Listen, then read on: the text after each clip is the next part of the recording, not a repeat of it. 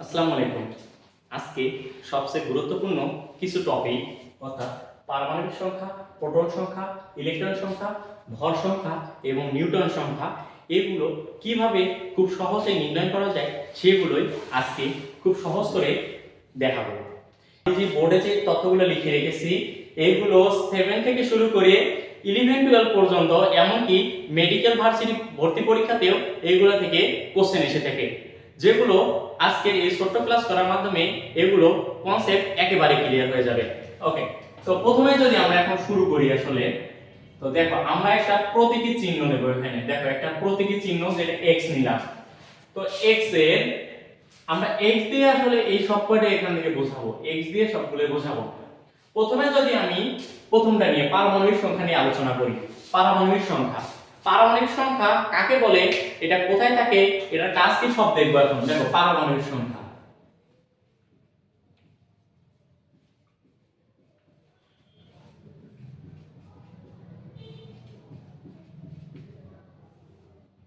দেখো প্রথমে আমরা যদি এটা সংজ্ঞাটার কথা বলি, আমরা একটু সংজ্ঞাটা এটা শুনবো। সংজ্ঞা, পারমাণবিক সংখ্যার অবস্থান কোথায় সেটা একটু দেখি। দেখো পারমাণবিক সংখ্যা হচ্ছে কোন একটা মৌলের বাম পাশের নিচে থাকে হচ্ছে পারমাণবিক সংখ্যা। তার মানে কি বললাম, কোন মৌল, এটা একটা কি প্রতীকী মৌল, এটা লিখে দিতে হবে।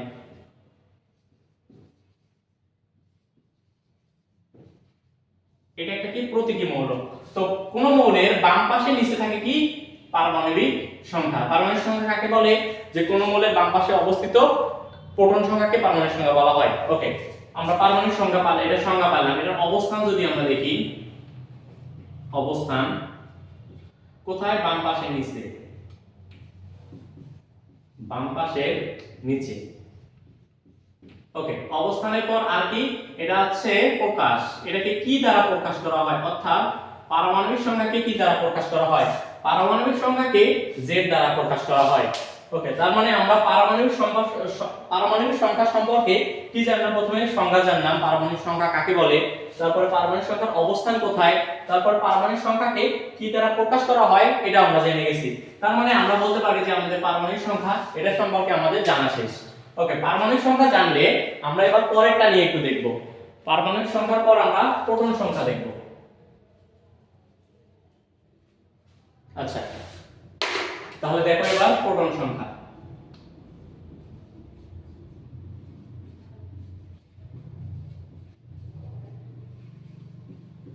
তাহলে দেখো প্রোটন সংখ্যা, সেম ভাবে প্রোটন সংখ্যা আমরা সংখ্যাটা যদি পড়ি, আগে অবস্থানটা দেখি। অবস্থান সেম ভাবে প্রোটন সংখ্যার অবস্থান হচ্ছে সেম, বাম পাশে নিচে। প্রোটন সংখ্যার সংজ্ঞাটা কি হবে, যে কোন মৌলের পারমাণবিক সংখ্যাকে প্রোটন সংখ্যা বলা হয়। তার মানে পারমাণবিক সংখ্যা যত, প্রোটন সংখ্যা হবে তত। তার মানে সংজ্ঞাটা পাবো যে কোন মৌলের পারমাণবিক সংখ্যাকে বলা হয় তার প্রোটন সংখ্যা। ওকে, সংজ্ঞা গেল। এবার অবস্থানও জানলাম যে কোন মৌলের বাম পাশে নিচে থাকে কি প্রোটন সংখ্যা।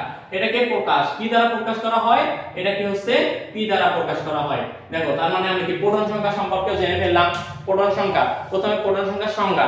প্রোটন সংখ্যা কাকে বলে, কোন মৌলের পারমাণবিক সংখ্যাকে বলা হয় প্রোটন সংখ্যা। প্রোটন সংখ্যার অবস্থান কোথায়, কোন মৌলের বাম পাশে নিচে প্রোটন সংখ্যার অবস্থান। প্রোটন সংখ্যাকে কি দ্বারা প্রকাশ করা হয়, প্রোটন সংখ্যাকে p দ্বারা প্রকাশ করা হয়।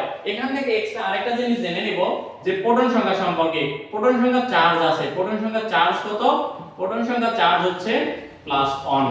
ওকে, তার মানে আমরা প্রোটন সম্পর্কেও সবকিছু জেনে গেলাম। এরপর আমরা জানবো হচ্ছে ভর সংখ্যা সম্পর্কে। ওকে, তো দেখো যদি আমরা এবার ভর সংখ্যা সম্পর্কে দেখি, সেম জিনিসগুলো দেখবো, তো যার কারণে এগুলো নাম এসে আর কি। দেখো তারপরে কি ভর সংখ্যা, ভর সংখ্যা। দেখো ভর সংখ্যা, এখন ভর সংখ্যার প্রথমে যদি আমি বলি যে ভর সংখ্যার অবস্থান কোথায় সেটা একটু দেখবো।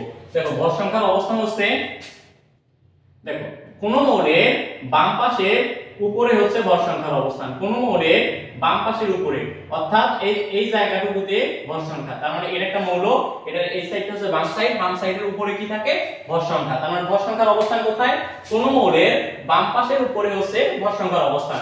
কারণ ভর সংখ্যাকে প্রকাশ করা হয় কি দ্বারা, ভর সংখ্যা প্রকাশ করা হয় এ দ্বারা, ভর সংখ্যাকে প্রকাশ করা হয় কি দ্বারা, এ দ্বারা, ক্যাপিটাল এ দ্বারা।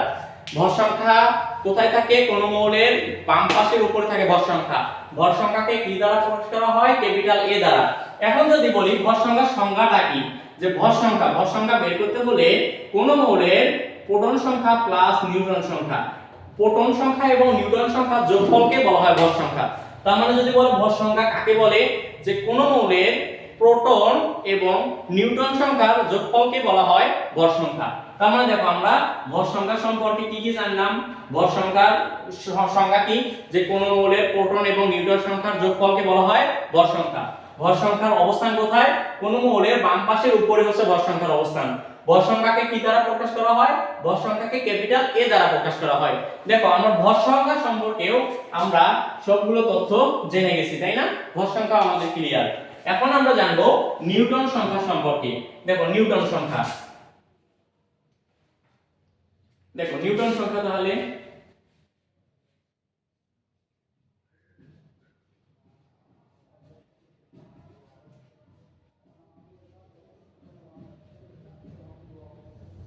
দেখো নিউটন সংখ্যা, আমরা এগুলো একটু মুছে দেই। নিউটন সংখ্যা, আচ্ছা এবার হচ্ছে কি নিউটন সংখ্যা। তো নিউটন সংখ্যার অবস্থান এখানে আসলে লাগে না, আর নিউটন সংখ্যার প্রকাশটা একটু দেখি। নিউটন সংখ্যাকে প্রকাশ করা হয় হচ্ছে n দ্বারা, এটার অবস্থানটা এখানে আসলে লাগবে না। আচ্ছা দেখো নিউটন সংখ্যার সংজ্ঞা, আমরা একটু আগে কি বললাম? ভর সংখ্যা কাকে বলে? ভর সংখ্যা, ভর সংখ্যা সমান সমান কি? প্রোটন সংখ্যা প্লাস নিউটন সংখ্যা যোগফলকে আমরা ভর সংখ্যা বললাম না? যে ভর সংখ্যাকে বলে প্রোটন এবং নিউটন সংখ্যা যোগফলকে ভর সংখ্যা বলা হয়। এখান থেকে আমরা n টা বের করতে পারি। দেখো n, তাহলে আচ্ছা আমরা সিম্পল করে করি p n সমান সমান কি a, তাহলে এখান থেকে যদি n বের করি n সমান সমান কি a p, তাহলে আমি কি বলতে পারি না n মানে কি? n মানে হচ্ছে নিউটন, নিউটন হচ্ছে n। তো নিউটন সংখ্যা কাকে বলে? কোন মৌলের ভর সংখ্যা থেকে যদি প্রোটন সংখ্যা বাদ দেই, কোন মৌলের ভর সংখ্যা থেকে প্রোটন সংখ্যা বাদ দিলে যা থাকে তাকে বলা হচ্ছে কি? নিউটন সংখ্যা। দেখো নিউটন সংখ্যা কাকে বলে? আবারো কোন মৌলের ভর সংখ্যা থেকে প্রোটন সংখ্যা বাদ দিলে যা থাকে তাকে বলা হচ্ছে সেই মৌলের নিউটন সংখ্যা। নিউটন সংখ্যাকে কি দ্বারা প্রকাশ করা হয়? n দ্বারা প্রকাশ করা হয়। এখন নিউটনের আরেকটা জিনিস যেটা রয়েছে, চার্জ রয়েছে, এগুলো পারলে তোমরা একটু নোট করে নিও। নিউটনের চার্জ হচ্ছে নেগেটিভ 1। নিউটনের চার্জ কত? নেগেটিভ 1। দেখো আমাদের নিউটন সম্পর্কেও ক্লিয়ার হয়ে গেল। আমাদের শেষ একটা থাকলো কি? ইলেকট্রন সংখ্যা। এই ইলেকট্রন সংখ্যা জানলে আজকে আমাদের যে টপিকটা দেখানোর কথা ছিল মোটামুটি এই টপিকটা আমাদের ক্লিয়ার হয়ে যাবে। তো দেখো ইলেকট্রন সংখ্যা দেখানোর জন্য আমরা প্রথমে কয়েকটা জিনিস নিয়ে একটু আলোচনা করি। একটা হচ্ছে মৌল, আরেকটা হচ্ছে পরমাণু। আচ্ছা মৌল বা পরমাণু এটা দরকার হচ্ছে না। আচ্ছা দেখো আমরা প্রথমে যে জিনিসটা নিয়ে আলোচনা করব সেটা হচ্ছে মৌল বা পরমাণু, আরেকটা হচ্ছে কি আয়ন। আচ্ছা দেখো আমরা কি মৌল বা পরমাণু আর আয়ন এগুলোকে চিনি? আচ্ছা দেখো মৌল বা পরমাণু, আমি যদি ধরি সোডিয়াম, এই সোডিয়াম একটা কি? সোডিয়াম একটা মৌল, ও সোডিয়াম একটা কি? পরমাণু। কিন্তু আয়ন কখন হয় সাধারণত? দেখো সোডিয়াম আমাদের যদি কখনো প্রশ্নে আসে যে Na আর Na+ এই দুটোর মধ্যে পার্থক্য কি, এই দুটোর মধ্যে পার্থক্য করাটাও এখন শিখাই দেব। পরীক্ষায় আসে বেশ কিছু পরীক্ষা, ছোটদের অন্তত 7, 8, 9 এই পরীক্ষাগুলোতে আসে যে এটা এবং এটা এই দুটোর নাম কি এবং এই দুটোর আসলে পার্থক্য কি। দেখো আমি একটু বোঝাই দাঁড়াই, আয়ন কাকে বলে? প্রথমত আয়ন কাকে বলে? দেখো চার্জ যুক্ত পরমাণুকে আয়ন বলে। আচ্ছা দেখো তো তাহলে এটা কি? একটা পরমাণু ছিল, এই পরমাণুটা কি হইলো? তার শেষ কক্ষপথে ইলেকট্রন ত্যাগ করে দিয়েছে, ত্যাগ করে দেওয়ার পর একটা কি পজিটিভ চার্জ যুক্ত হয়েছে, তাহলে এটা চার্জ যুক্ত হইলো না? তাহলে এটার নাম কি হচ্ছে? এটা হচ্ছে একটা আয়ন। বুঝলাম এটা? আয়ন কাকে বলে? যে পরমাণু যখন বলে এটা বুঝছে। আয়ন কাকে বলে? যে চার্জযুক্ত পরমাণুকে আয়ন বলে। এটা আর এটার মধ্যে তাহলে পার্থক্য বুঝলাম। এখন একটা জিনিস, আয়ন হচ্ছে আয়নের প্রকারভেদ। আয়ন মেইন হচ্ছে দুই প্রকার, একটা হচ্ছে ক্যাটায়ন আর একটা কি অ্যানায়ন। তার মানে আয়ন কয় প্রকার? আয়ন সাধারণত দুই প্রকার, একটা হচ্ছে ক্যাটায়ন একটা হচ্ছে অ্যানায়ন। কত প্রকার? আয়ন সাধারণত দুই প্রকার, একটা হচ্ছে ক্যাটায়ন একটা হচ্ছে অ্যানায়ন। ক্যাটায়ন কাকে বলে? যদি সেটা ধনাত্মক চার্জযুক্ত পরমাণুকে বলা হয় ক্যাটায়ন এবং ঋণাত্মক চার্জযুক্ত পরমাণুকে বলা হয় অ্যানায়ন। ওকে, আমরা যদি আরেকটা দেখি আর কি, O আর হচ্ছে O2 মাইনাস। যদি বলে যে এটা আর এটার মধ্যে পার্থক্য কি, প্রথমে এটা দেখে বলবো যে এটা একটা কি, এটা একটা মৌল বা পরমাণু, আর এটা কি, এটা একটা হচ্ছে কি আয়ন। কেন আয়ন? কারণ এই পরমাণুটা দুটো ইলেকট্রন গ্রহণ করেছে, করে কি চার্জ যুক্ত হয়েছে, যার কারণে এটা একটা কি আয়ন। যদি বলে যে এটা কোন ধরনের আয়ন, দেখো আমি একটু আগে বললাম ক্যাটায়ন হলে কি, ধনাত্মক চার্জ যুক্ত হলে সেটা ক্যাটায়ন। যেমন এই যে আমি যদি বলি ক্যাটায়ন কোনটা, সোডিয়াম। সোডিয়াম কোন ধরনের আয়ন? যদি বলে কোন ধরনের আয়ন, তখন কি এটা হচ্ছে ধনাত্মক চার্জ যুক্ত, যার কারণে ক্যাটায়ন। এখন যদি বলে O2, এটা তো আয়ন, কোন ধরনের আয়ন? এটা কি ঋণাত্মক চার্জ যুক্ত, যার কারণে কি এটা হচ্ছে অ্যানায়ন। দেখো তো আয়ন সম্পর্কে আমরা বুঝে গেছি কিনা, ক্যাটায়ন অ্যানায়ন এগুলো বুঝে গেছি। আমি সামারি করে দিচ্ছি আয়ন কাকে বলে, যে চার্জযুক্ত পরমাণুকে বলা হয় আয়ন। আয়ন সাধারণত দুই প্রকার, একটা ধনাত্মক চার্জযুক্ত পরমাণুকে বলা হয় ক্যাটায়ন, আর ঋণাত্মক চার্জযুক্ত পরমাণুকে বলা হয় অ্যানায়ন। যারা হচ্ছে ইলেকট্রন গ্রহণ করে তারা হচ্ছে নেগেটিভ চার্জযুক্ত হয়, অর্থাৎ এরা অ্যানায়ন হয়, আর যারা ইলেকট্রন ত্যাগ করে তারা হচ্ছে ধনাত্মক চার্জযুক্ত হয়, অর্থাৎ ক্যাটায়ন হয়। ওকে, আমরা আয়নটা বুঝে গেছি। আয়ন বোঝানোর উদ্দেশ্য ছিল আমরা যখন ইলেকট্রন সংখ্যা নির্ণয় করব এটা বোঝানোর জন্য সাধারণত। দেখো ইলেকট্রন সংখ্যা,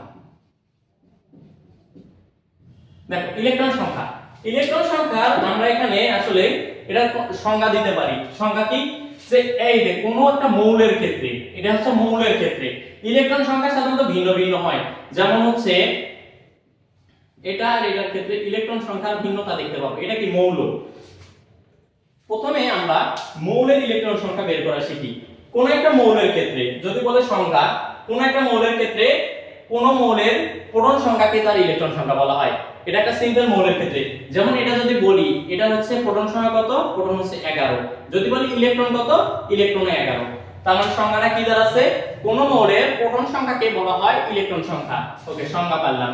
এটার অবস্থান কোথায়, সেম ভাবে বাম পাশে নিচে, বাম পাশে নিচে।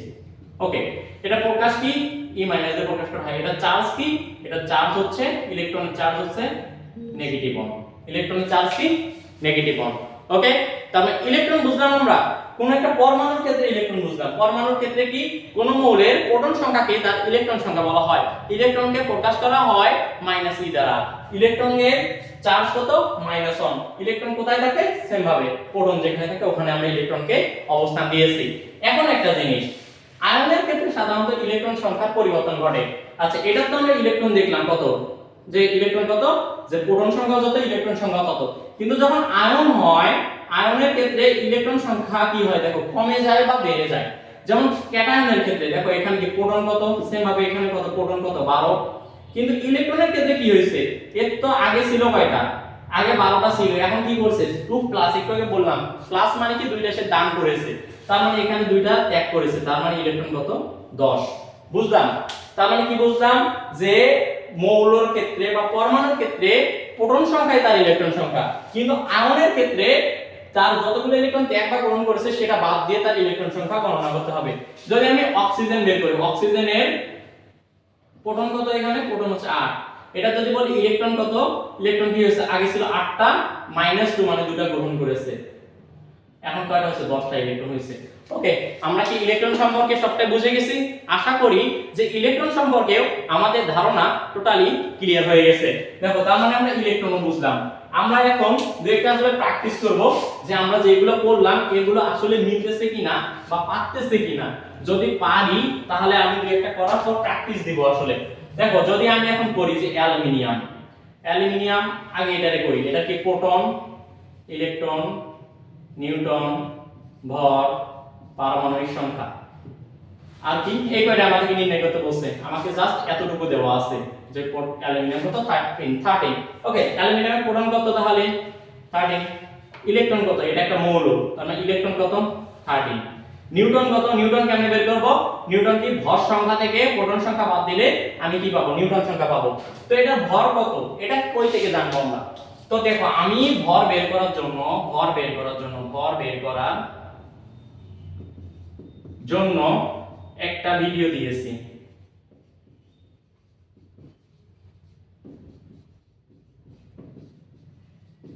দেখো আমার এই চ্যানেলের একটু নিচে গেলে এই ভর বের করার ভিডিওটা পেয়ে যাবা। তো ভর বের করার ভিডিওটা যদি তুমি দেখো তাহলে এখান থেকে তুমি অ্যালুমিনিয়ামের ভর কত হয় সেটা বের করতে পারবা। অ্যালুমিনিয়ামের ভর কত 27।